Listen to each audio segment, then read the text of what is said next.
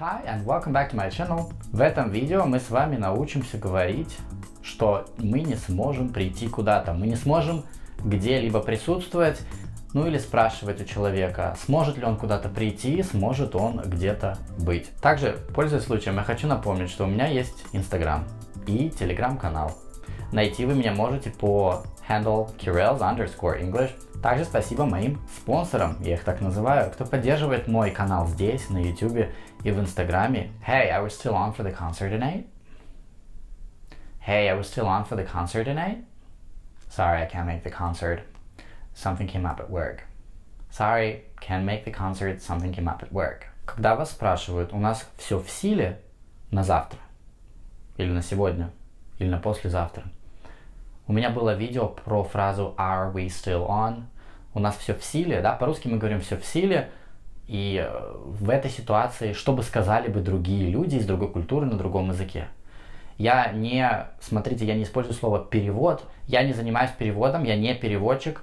Еще раз повторяю, что я свои видео записываю не с точки зрения русского языка, а с точки зрения того, как идея рождается у меня в процессе беседы на английском языке. То есть у меня в обратное все происходит. То есть я не сижу и не думаю, как по-русски сказать. То есть я где-то, например, в разговоре с друзьями, либо же когда я урок веду с учениками, да, у нас какая-то фраза всплыла, и я думаю, это же классно, это часто используется, и когда мы говорим в определенных ситуациях, это нужно, потому что это нужно понимать, уметь говорить и так далее.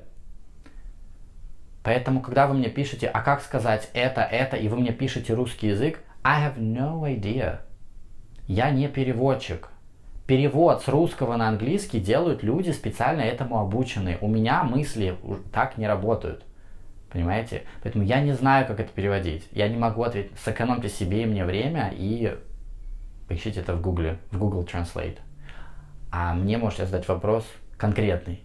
Есть пример, Кирилл, вот есть пример, ничего не понимаю, что делать? Возвращаемся к нашему примеру. Значит, товарищ спрашивает, у нас все в силе сегодня, мы на концерт идем? И друг ему отвечает, что, кстати, на концерт я не смогу прийти, потому что у меня кое-что там появилось на работе. То есть смотрите, что происходит. Мы берем идиоматичную фразу make и ставим какое-то дополнение. Вы все знаете также I can make it, когда мы не ставим конкретное существительное, а мы ставим местоимение it. То есть у нас идет отсылка к тому, что было до этого сказано, либо то, что участники беседы знают. То есть они о чем-то знают, у них есть общая информация, какой-то background. В данном случае у нас с вами фраза make the concert. Make the concert. Обратите внимание на определенный артикль the, потому что мы говорим про ситуацию, которая знакома обоим участникам нашей беседы. В этом случае мы обязаны использовать артикль the. I'm not sure if I can make the meeting though. I'm not sure if I can make the meeting or conference. Или любой какой-то event. Я не уверен, что смогу прийти.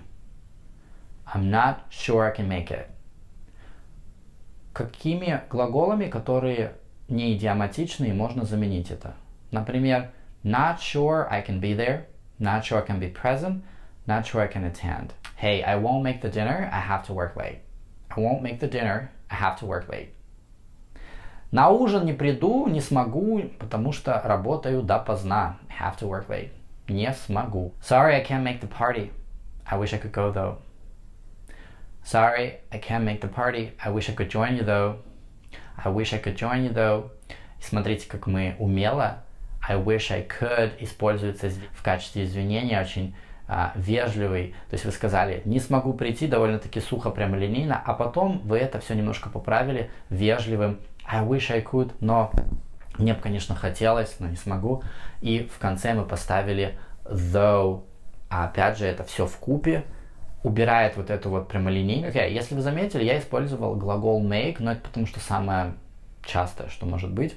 И отрицательные предложения, да, I can't make the. Это не значит, что только can используется модальный глагол, but it's the most common. You could use might, may, will, for example. You can ask a question. Hey, will you make the meeting? Will you make the meeting? Meaning, are you going to come to the meeting? Or are you going to make it to the meeting? It's just another way of saying that. I'll make the meeting. Yeah, I'll make the meeting. Or I'll make the party. I'll make the party. Теперь вы знаете, как можно по-другому передать значение, что вы куда-то прийти не сможете или задать кому-то вопрос. Я желаю всем отличных выходных. Stay warm. Пока.